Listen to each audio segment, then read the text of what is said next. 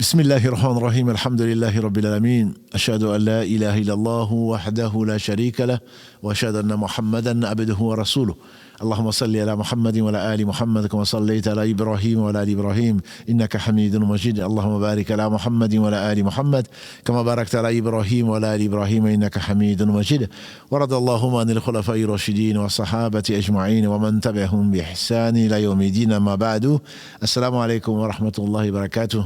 Les louanges, les remerciements, les éloges n'appartiennent qu'à Allah. Nous nous demandons protection contre les conséquences de nos péchés, les tendances de l'âme, et attestons qu'il est le seul digne d'adoration, attestons de la véracité, de l'exemplarité de la prophétie de Mohammed, qu'Allah le bénisse, ainsi que sa famille, ses compagnons, et tous ceux qui les auront suivis dans le droit chemin, nous fassent l'honneur d'en faire partie. Ensuite donc, bienvenue dans cette série donc d'explications du Coran.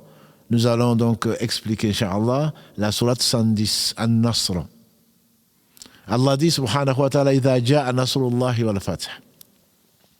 Allah annonce à son prophète sallallahu alayhi wa sallam en lui disant idha ja'a nasrullahi wal fath. Quand tu verras le nasrullah, la victoire, wa ma nasru illa min indillah. Allah dit il n'y a pas de victoire si ce n'est de la part d'Allah subhanahu wa ta'ala. Wa ma nasru illa min indillah. Idha ja'a nasrullahi, quand tu vois arriver la victoire, wal fath.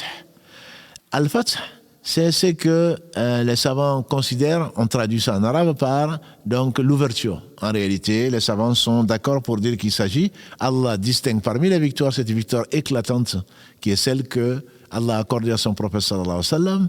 La Mecque est sacrée, Allah l'a rendue sacrée, le jour où il a créé les cieux et la terre, et Allah l'a désacralisée que pour une matinée, pour que son prophète sallallahu alayhi wa sallam puisse combattre les négateurs et puisse s'y installer. En fait, il est rentré dans la Mecque en année donc 8 de l'Hégire avec la victoire éclatante, et il a été ensuite approuvé, sa religion a été approuvée par ceux qui l'avaient combattu, qui l'avaient obligé à fuir donc sa ville natale, le meilleur endroit sur la terre qui est la Mecque. Donc c'est une sourate en fait qui est médinoise, puisqu'il est revenu de Médine, c'est post en tout cas égérienne. On dit même que c'est la dernière sourate en tant que verset du premier au dernier verset. Mais en réalité, ce n'est pas le dernier verset qui a été révélé, puisque les savants divergent. Certains disent que c'est le verset 281 de la sourate Al-Baqarah, sourate 2, d'autres disent que c'est le verset 3 de la sourate 5, donc où Allah a parfait à Arafat sa religion. Idha ja'a nasrullahi wal fath. Wa ra'ayta an-nasa yadkhuluna fi dinillahi afwajan, et que tu vois les gens rentrer par légion dans la religion d'Allah, et comme on a dit, la religion appartient à Allah.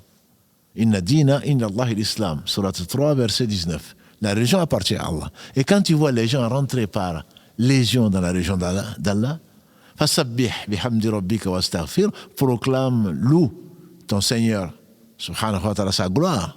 Fasabbih bihamdi rabbika, et par sa louange, wastaghfir, demande-lui pardon, innahu kana tawwaba, c'est lui qui recueille le repentir. Omar ibn Khattab, qu'Allah l'agrée, le second calife, et quel calife, qu'Allah le bénisse, de l'islam, et un jour meilleur qu'aujourd'hui, il a rassemblé des compagnons du prophète sallallahu alayhi wa sallam qui restaient quand lui il était responsable. Il leur a dit, mais qu'est-ce que vous pensez de cette sourate 110 où Allah dit idha ja'a nasrullahi wal fath? Les grands compagnons du prophète sallam qui étaient encore vivants, ils ont dit, Allah a dit ce qu'on vient de dire. Quand tu vois, ô Mohammed, la victoire d'Allah ainsi que l'ouverture de la Mecque, et que tu vois les gens rentrer par légion dans la religion d'Allah, célèbre sa louange, et par sa louange, et revient vers lui repentant, parce qu'il est accueillant, c'est lui qui accueille le repentir. Et Ibn Abbas, radiallahu anhuma, le cousin, était très jeune, à l'époque en tout cas, de la mort du prophète sallam, mais Allah lui a enseigné ce qu'il a voulu au travers de l'invocation du prophète sallam, qui a demandé à Allah de lui enseigner la compréhension de la religion. Omar l'appelait souvent pour demander son avis, et puis ça gênait les gens d'un certain âge. Comment tu appelles ce jeune, pour ne pas dire ce gamin, alors que nous sommes là? Tu le consultes comme nous, alors qu'il peut être notre enfant, notre fils.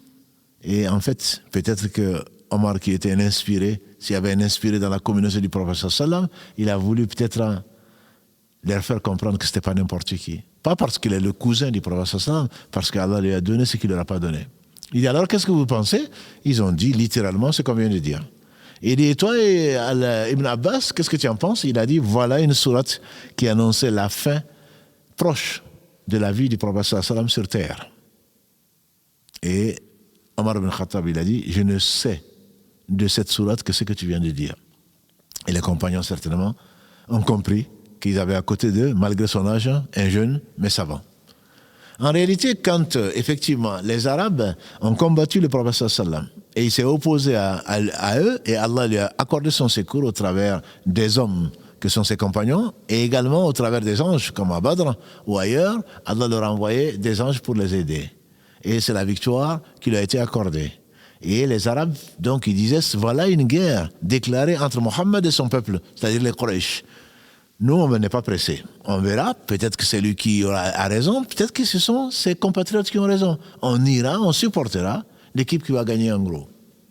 Et donc, comme Allah, de façon éclatante et de façon singulière, a humilié les polythéistes et donné la victoire aux monothéistes, alors ils ont compris qu'un homme seul ne pouvait pas arriver là. Que c'était vraiment lui qui avait la vérité. Et donc, cette année-là, 8, on appelle l'année des délégations. Ils sont venus alors, depuis que la Mecque a été ouverte, les gens, ceux qui avaient des doutes n'en avaient plus. Ils sont venus à Fouadja, par légion, par groupe, venir attester, prêter serment d'allégeance au prophète sallallahu alayhi wa sallam, comme quoi ils étaient musulmans et qu'ils étaient des délégués de leur tribu. Et là donc, de l'Est comme de l'Ouest, du Nord comme du Sud, par rapport à Médine, les gens sont venus en légion, tous les jours ils venaient trouver le prophète sallallahu alayhi wa sallam dans sa mosquée pour prêter allégeance à lui. Donc c'est pour cela que Allah l'a appelé إِذَا جَاءَ نَصْرُ اللَّهِ وَالْفَتْحُ وَرَأَيْتَ النَّاسَ يَدْخُلُونَ فِي دِينِ اللَّهِ أَفْوَاجًا, que tu vois les gens rentrer dans la religion d'Allah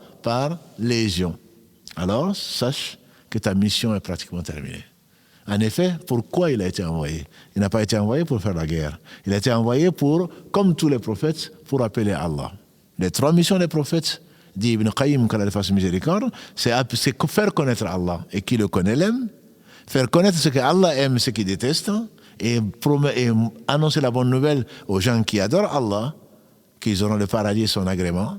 Et que ceux qui sont morts dans la dénégation, ceux-là certainement, ils méritent la colère d'Allah et l'enfer. Et donc, il est venu pour appeler, il leur veut du bien. Qui peut te vouloir plus de bien que celui qui t'appelle vers une vie éternelle, une béatitude pour l'éternité? Ce n'est ni ton père ni ta mère qui n'ont pas la connaissance. C'est celui qu'Allah a choisi comme le meilleur des hommes, qui t'a appelé. Chaque fois, il demandait à Allah encore plus pour sa communauté. Il pleurait pour sa communauté. Il a demandé la miséricorde pour sa communauté. Allah le lui a accordé. Ce n'était pas pour sa personne. Allah l'a choisi comme le meilleur des hommes. Ce n'était pas pour sa communauté, c'était pour nous. Et c'est pour cela qu'on doit l'aimer, sallallahu alayhi wa sallam, plus que nos pères, plus que nos mères, plus que nos enfants, plus que nous-mêmes, comme il a dit, alayhi salatu wassalam. Je jure par celui qui détient mon âme dans sa main bénie, vous ne serez véritablement croyants que lorsque vous m'aimerez plus que vos pères et mères, vos enfants et les gens en général, plus que vous-même. Omar ibn Khattab, le deuxième calife, et deuxième meilleur compagnon du prophète sallallahu alayhi wa sallam, quand il a entendu ça, il a dit Wallahi, je te jure par Allah que je t'aime plus que tout sauf moi-même. Le prophète sallallahu alayhi wa sallam lui aurait dit non, pas encore. Et Allah a ouvert son cœur, il a dit je t'aime plus que moi-même. Et le prophète sallallahu alayhi wa sallam a dit ah, là maintenant, oui Omar. Oui Omar, maintenant peut-être que tu es arrivé au sommet de la foi. D'autres disent que maintenant, comme un petit reproche de quelqu'un qui aimait donc Omar ibn Khattab, que maintenant, alors qu'Allah bénisse ce prophète, sa famille, ses compagnons, et qu'Allah nous donne son amour, l'amour d'Allah, et l'amour du prophète sallallahu alayhi wa sallam, et l'amour des gens qu'Allah aime, c'est-à-dire que les gens qui aiment ce prophète, et qui seront, l'homme sera, quelle bonne nouvelle, l'homme sera avec les gens qu'il aime. Si tu aimes le prophète sallallahu alayhi wa sallam, c'est-à-dire si tu le suis, c'est pas de l'amour platonique. Si tu le suis, alors très certainement, Allah va te réunir avec cet homme, le meilleur des hommes que la terre a porté, qu'Allah le bénisse, sa famille, ses compagnons, et nous fasse l'honneur de faire partie des gens, donc, qui boiront de l'eau de sa main et qui seront en sa compagnie au jour du jugement dernier, qui seront même au paradis avec lui, sallallahu alayhi wa sallam. Subhanakallahumma wa bihamdika, ashhadu an la ilaha illa anta, astaghfiruka wa atubu ilayk. Subhana rabbika rabbil izzati amma yasifun, wa salamun al mursalin, walhamdulillahi rabbil alamin, wa assalamu alaykum wa rahmatullahi wa barakatuh.